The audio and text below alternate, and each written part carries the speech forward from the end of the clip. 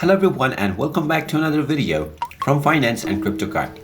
In this video, I'm going to show you how to delete your account on the Kraken Wallet application. So let's get started right away.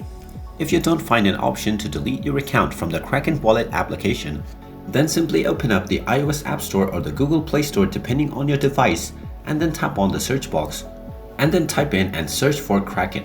Once you find the Kraken application, go ahead and tap on it and then scroll down and tap on App Support. Within the App Support page, you will find the email section. Go ahead and tap on this email address, and now you can directly use your email application to contact the support team for the Kraken Wallet application.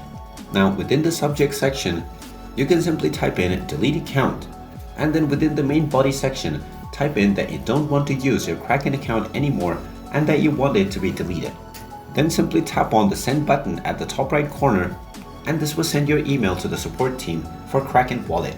After that, just wait for a few days until you receive your response, and then within the response, you will find the instructions and the steps that you can follow to install the Kraken Wallet application to delete your account on the Kraken Wallet app. And there you have it.